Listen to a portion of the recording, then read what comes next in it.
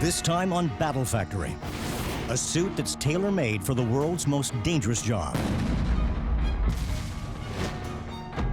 Looking down the barrel of a semi-automatic weapon, a combat-ready boat you can launch from the sky, and a portable missile launcher that's right on target. Battle Factory steps beyond the front lines into top-secret factories where combat gear is built for battle.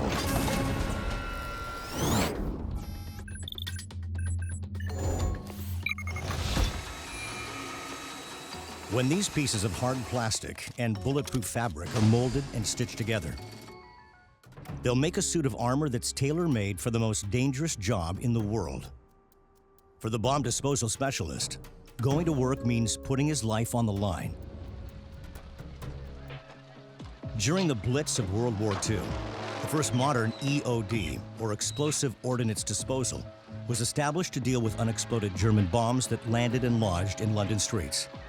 The first operatives worked unprotected, and detonation meant certain death.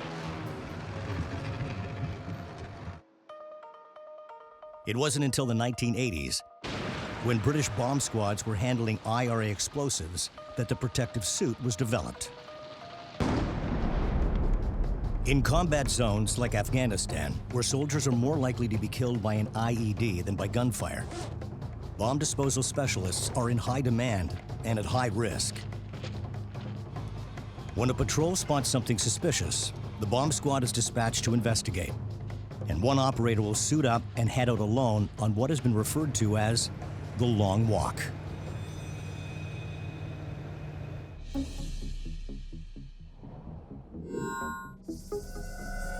The bomb suit is made up of the helmet, the outer shell, the soft armor, and the hard armor.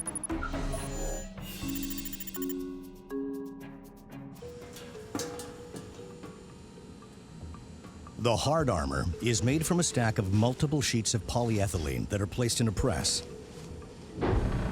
Heat, steam, and 1,000 tons of pressure fuse the sheets into a shield that's 10 times stronger than steel and made from the same tightly woven fibers that protect armored cars. Then, the shield is cut into 3 curved plates for each of the body's vital areas: the chest, groin, and the throat. The shield deflects the bomb's high-impact shock waves. Shrapnel has a tough time penetrating the armor. During a tour of duty in Afghanistan, Staff Sergeant Carl Badger Lee's steady hands and cool head have racked up the record for dismantling twice as many IEDs as anybody else. He's defused 139 bombs, 42 of them in one village alone. In 2010, Badger was awarded a medal for his acts of bravery by Prince Charles. He also saved thousands of lives.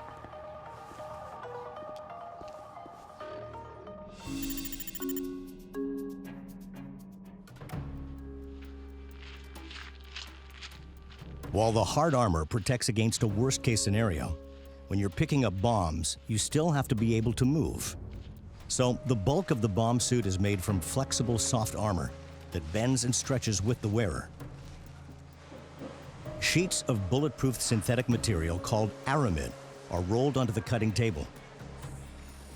Patterned stencils are laid over the material, traced and cut. When a bullet or shrapnel connects, the fabric softens the blow by catching it in the tight-knit weave, like a spider web, and spreading the impact across the material.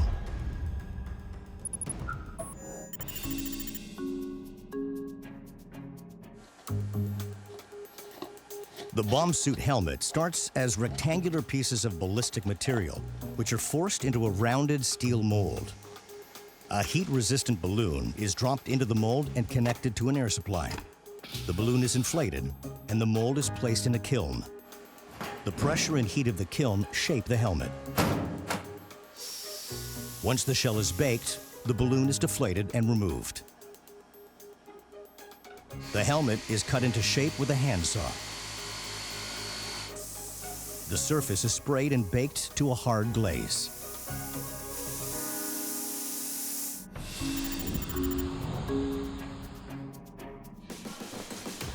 The hard and soft armor are stuffed into the outer shell, and the helmet is fitted with accessories like lights, a communication system, and a protective visor. After 40 hours of careful craftsmanship, this bomb suit is complete and ready to be tested. Even though a sample from each batch is put through rigorous testing, wearing a bomb suit does not guarantee you won't get hurt. But if you dismantle bombs for a living, you want your work clothes to give you a fighting chance and make the most dangerous job in the world a little less dangerous. Coming up on Battle Factory, the business end of a C7 rifle, and an inflatable boat that can take a bullet without sinking.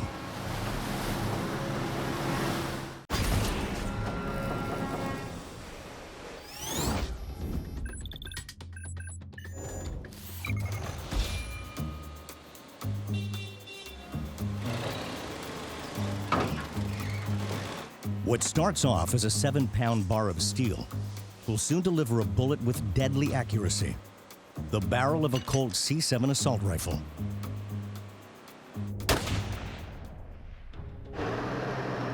In the Gulf War, Rwanda, and Afghanistan, the Colt C7 has served as the standard-issued weapon to soldiers around the world. And a rifle's ability to shoot straight and aim true is built right into the barrel.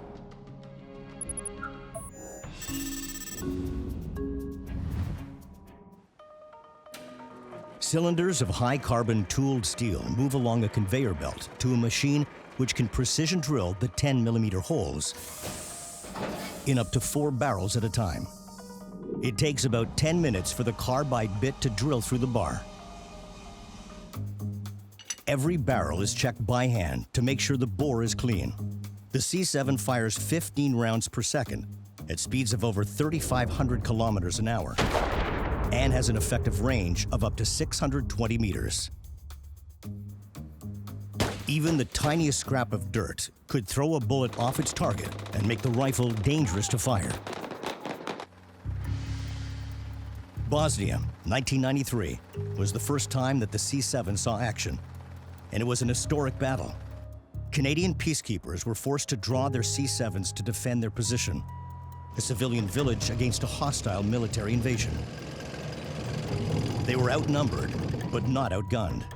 In what was considered one of the most severe battles since the Korean War, the Canadian forces, armed with C7s, managed to defeat their adversaries.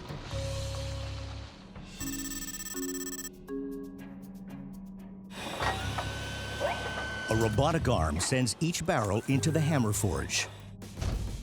4 synchronized hammers pound on the bar, which shrinks the bore diameter, stretches the barrel, and toughens the steel. Meanwhile, the barrel is squeezed around a spiral-shaped tool that forms the rifling, a unique corkscrew design on the inside of the barrel. These grooves in the barrel cause the bullet to spin and fly straight.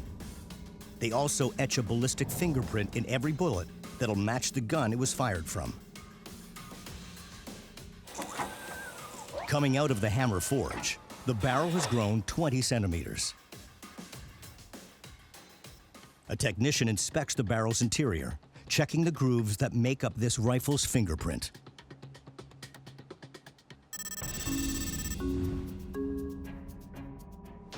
The barrel is dropped into a 1.8-meter deep firing pit, and a single high-pressure test bullet is fired.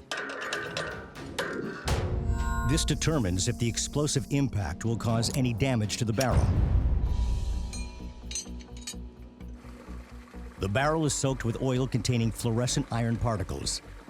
Then it's run through a magnetic particle inspector to check for flaws. An electric current makes any crack in the barrel magnetic. The iron particles accumulate around even the tiniest flaw, which is visible under black light. Less than 1 in 100,000 barrels are found to be defective, but this test is critical. After a month's worth of work, the test discovers a crack barely a fraction of an inch long. The barrel is rejected. A fracture might lead to the rifle literally blowing up in the shooter's face. In Bosnia in 1993, Canadian forces were in their first major gunfight in almost 40 years. But with the help of the C7 assault rifle, they redefined what peacekeepers can do, and thousands of lives were saved.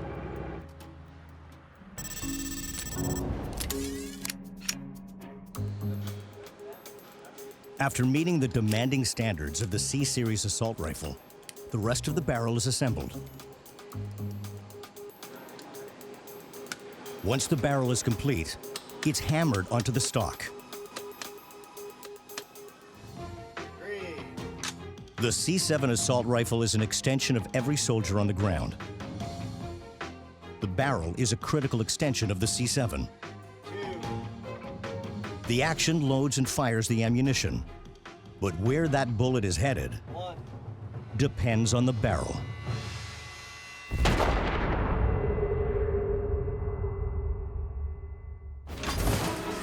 Coming up on Battle Factory, a boat that can take 20-foot waves, enemy fire, and still stay afloat, and lightweight artillery that packs a heavy punch.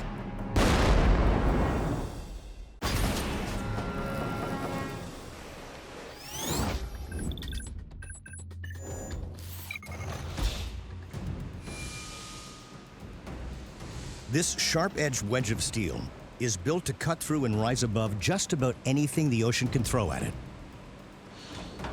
From police operations to amphibious assaults, the Zodiac Hurricane is the go-to vessel for deploying Marines, Navy SEALs, and Special Forces around the world. Whether it's launched by land, aircraft, or off the deck of a ship, this boat is virtually unsinkable.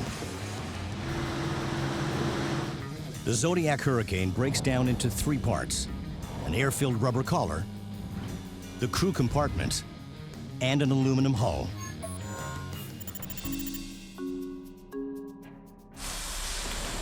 The first step in construction is building the hull. 1-meter pieces of lightweight aluminum are welded together to form the 9-meter structure. The bulkheads are then lowered onto the hull and hammered into place to provide structure for the frame. Then they're welded together.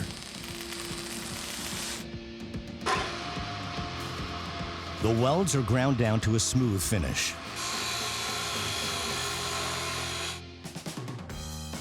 The hull's deep V shape minimizes resistance, which increases speed and stability.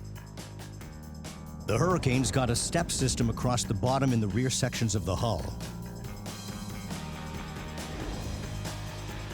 This air-channeled system reduces surface contact with the water, which makes for faster acceleration and better handling. That speed and agility made the Zodiac Hurricane a key player in 2009's Operation Atalanta. In the Indian Ocean off the coast of Somalia, an EU Navy ship lured pirates out to sea by posing as a merchant vessel that was vulnerable to attack. When the pirates got close, the Navy turned about and launched a coordinated attack of high-speed Zodiac Hurricanes and helicopters to take down the pirate ship and bring the raiders to justice.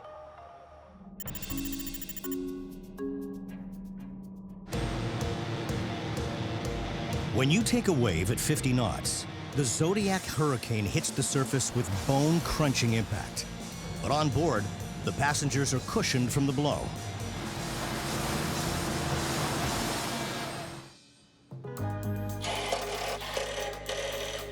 Once the seats are assembled, testing can begin. The seats are tested for strength and durability. They're mounted on a miniature V-shaped hull. Sand stands in for water. The rig simulates a 136-kilogram passenger hitting the water with 3 Gs of force, enough impact to knock a person out or even kill them. If they can take the hit, the seats are installed.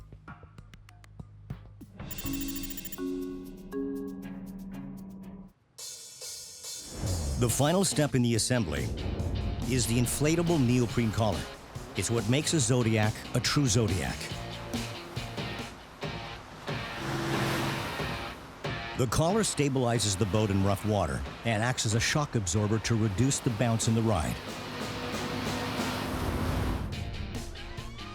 The collar is manufactured from neoprene rubber, which is rolled out, measured, and cut.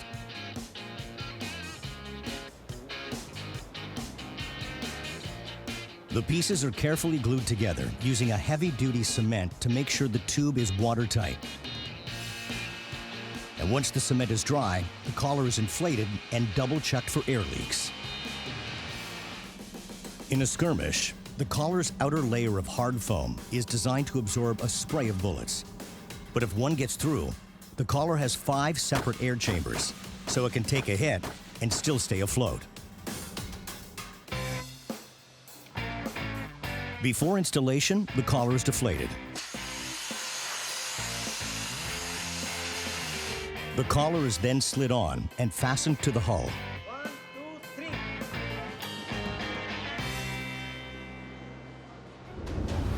Whether it's a high-speed pursuit, onboard assault, or anti-piracy operation, the Zodiac Hurricane is equipped for combat.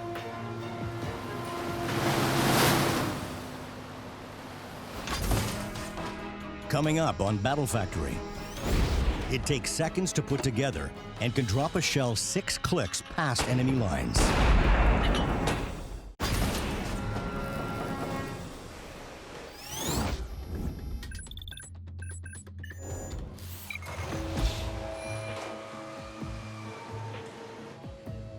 Once these steel tubes are honed, they'll become portable missile launchers, an infantry weapon that's highly effective and deadly simple. The M252 81mm mortar can trace its roots back to the Stokes mortar, first used in World War I. This lightweight muzzle-loading artillery fired explosives that could arc over enemy barricades and land in the trenches. First introduced by the British in 1915, it soon became the most widely used mortar among the Allied armies.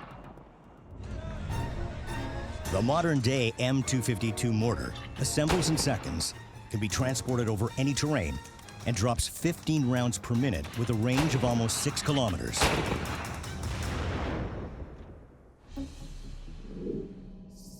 The M252 mortar breaks down into 3 components: the cannon, the mount, and the base plate.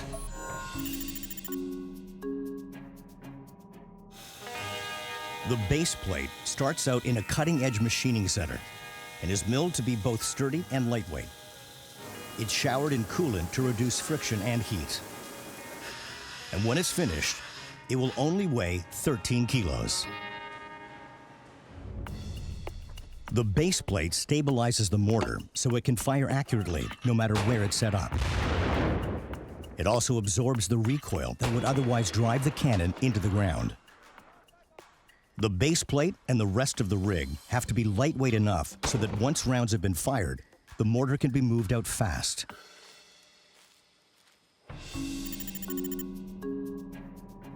The core of the mortar is the steel cannon that launches the shells. When a shell is dropped into the mortar, a primer connects with the firing pin and ignites the propellant, which creates the explosion that launches the shell from the cannon.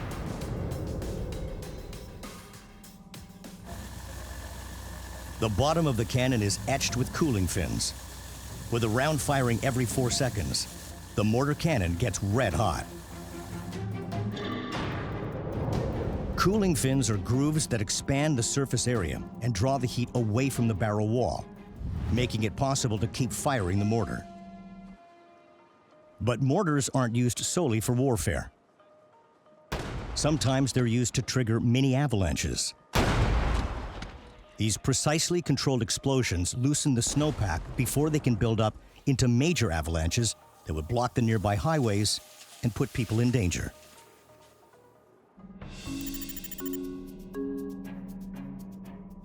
The mount on the mortar serves triple duty. It stabilizes the cannon, helps absorb the force of the blast, and can adjust the angle for aim. The mount's shock absorber uses springs to dampen the mortar fire's recoil. Once the mount is assembled, a hand crank can adjust the angle. During a mortar operation, every second is critical. On the front lines, mortar teams use this lightweight, compact weapon system to support infantry and penetrate enemy blockades. And like the mortar itself, the team is a synchronized unit acting as one to achieve maximum impact and maximum effect.